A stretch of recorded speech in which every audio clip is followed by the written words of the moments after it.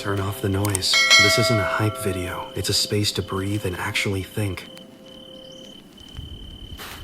You think you're going to fix your whole life by deleting TikTok for a weekend. That's the peak of the mountain talking.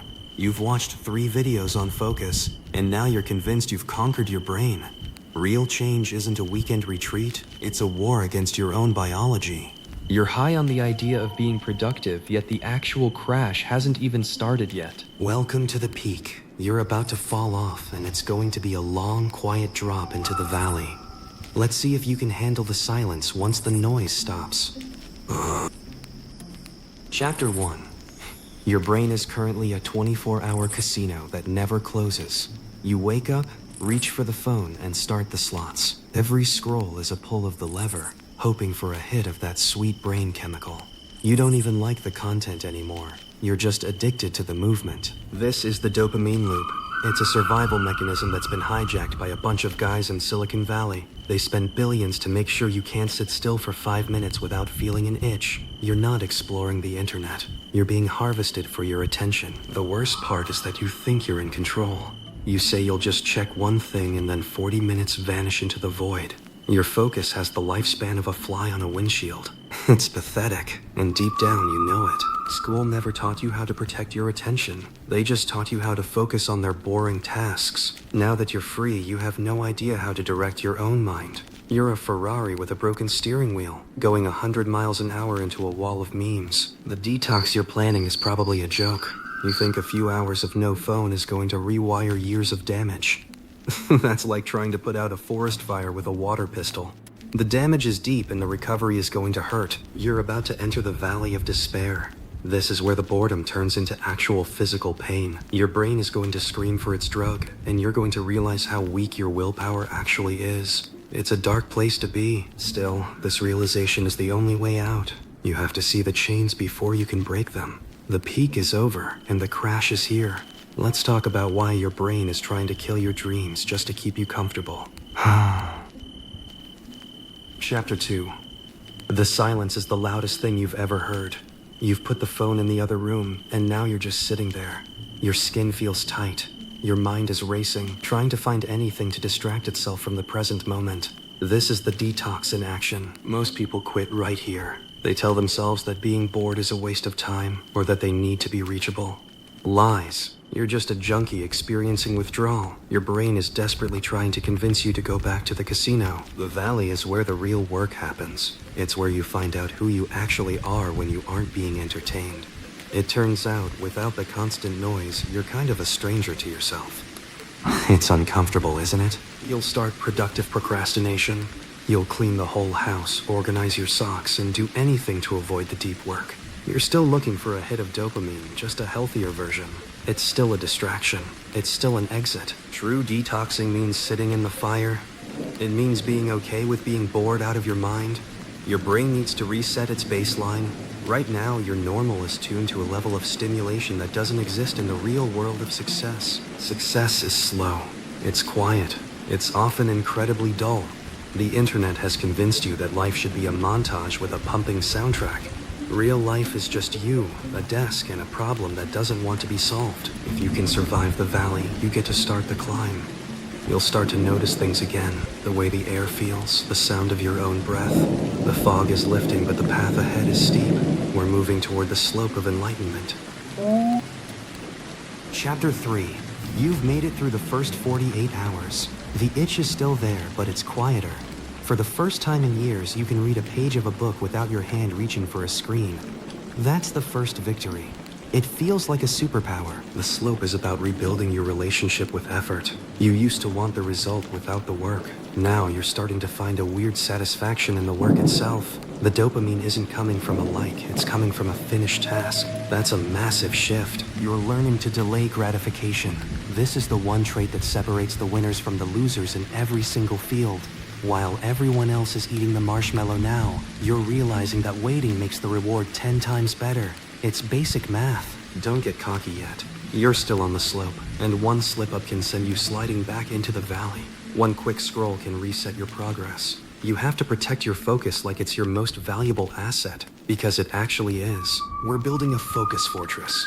This isn't just about avoiding social media, it's about choosing what enters your mind. You're becoming selective. You're realizing that 99% of the info you consume is just mental junk food. You're going on a diet. Your brain is starting to rewire itself. The neural pathways that were burned out by constant stimulation are beginning to heal. You're noticing that you have more energy even though you're doing more work.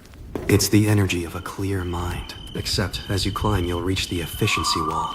You're doing the work, but you want to do it better. You want to optimize the process. This is the next level of the game. Let's talk about how to turn your focus into a weapon. Chapter 4. Optimization is a double-edged sword. You've got the focus, so now you want the perfect system. You're looking for tools and workflows to squeeze every drop of productivity out of your day. Just make sure you aren't using planning as a new way to hide. Real efficiency is about doing less, not more. It's about cutting away the noise until only the vital tasks remain. You're becoming a minimalist of the mind. If it doesn't move the needle, it doesn't get your attention, period. No exceptions. The dopamine budget is your new favorite concept. You only have so much focus to spend each day. Are you spending it on an argument with a stranger online or on building your legacy? It's an easy choice when you look at it that way. You're starting to see the world differently. You see people on their phones in restaurants and you feel a sense of pity. They're stuck in the loop and you've stepped outside of it. It's a lonely feeling, but it's a powerful one. You're the architect now. This is where the flow state becomes your home. It's that place where time disappears and you're perfectly in tune with the task. You used to need a miracle to get there. Now you've built a doorway that you can walk through whenever you want. The slope is leveling out. You aren't fighting yourself as much anymore. The discipline that used to feel like a chore now feels like a habit. You've trained the animal inside you to follow the plan. You're finally in charge. Still, don't mistake peace for the finish line. The plateau is coming, and it has its own set of challenges. You've conquered the chaos, but can you handle the calm? Most people can't. They need the struggle to feel alive. We're going deeper. Chapter 5. Welcome to the quiet life. You've reached the plateau of sustainability. Your days are structured, your focus is sharp, and the noise is gone. Now, the real danger begins. It's the danger of becoming too comfortable with your own discipline. The plateau is where the boredom wall lives. You've optimized everything. The challenge is gone. The thrill of the detox is over, and now it's just life. Your brain might start whispering that you can handle just a little bit of the old chaos. Don't listen. Sustainability means doing the same winning moves every day for the rest of your life. It's not about the big reset anymore. It's about the small daily maintenance. It's keeping the furnace burning without needing a forest fire to get it going. It's a quiet strength. You've realized that dopamine isn't the enemy. Cheap dopamine is. You've replaced the fast food hits with long-term, high-quality satisfaction. The feeling of a hard-won victory, the peace of a deep conversation, the joy of a job well done. These are the rewards that last. Your environment is now a fortress. You don't have to try to be focused. The environment makes it impossible to be anything else. You've deleted the triggers and replaced them with anchors. You're not fighting the world, you've built your own. This is the maintenance of mastery. You aren't chasing a peak anymore. You are the mountain. You're stable, reliable, and unshakable. While everyone else is riding the waves of the latest trend, you're rooted in your own principles. It's a good place to be, yet even a master can fall. You have to stay vigilant.